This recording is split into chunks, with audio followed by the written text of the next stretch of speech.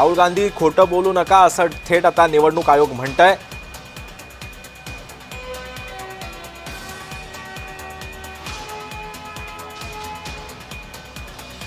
त्यामुळे आता पुन्हा एकदा निवडणूक आयोगानं राहुल गांधींना खडसावलेलं आहे। आता नेमकं कोणत्या कारणावरून खडसावलेलं आहे याची मात्र अद्याप स्पष्टता आहे। मात्र निवडणूक आयोगानं पुन्हा एकदा राहुल गांधींचे जे आहे ते कान टोचलेले आहेत।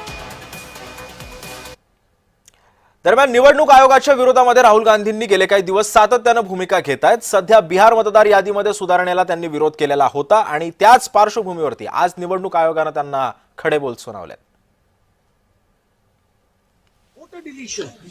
Voter addition, new voters who are 18, who are way above 18. So we have caught them. Okay, and I want to send a message to Election Commission. Yes, sir. If you think you're going to get away with this, if your officers think you're going to get away with this, you're mistaken.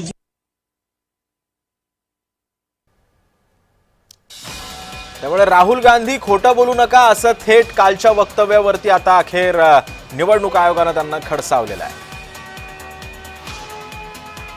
दरम्यान बिहारच्या जोडीला राहुल यांनी कर्नाटक विधानसभेत सुद्धा निवडणूक आयोगानं खोडसाळपणा केल्याचा दावा केला होता। यावरती केंद्रीय निवडणूक आयोगानं राहुल गांधींना चांगलंच फटकारलंय। पाहूयात। राहुल गांधींनी असं म्हटलं होतं, निवडणूक आयोगानं कर्नाटक लोकसभा निवडणुकीमध्ये मतचोरी केली आणि आयोगानं हाच दावा खोटा आहे असं साफपणे सांगितलेलं आहे।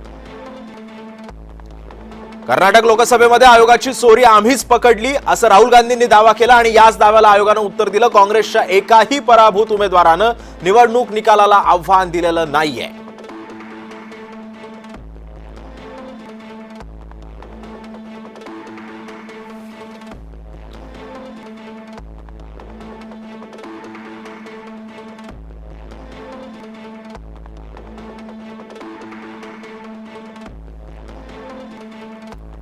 त्यामुळे आपण पाहतोय की राहुल गांधींनी काही दावे केलेले होते आणि याच दाव्यांना अखेर आता निवडणूक आयोगानं सुद्धा उत्तर दिलेलं आहे।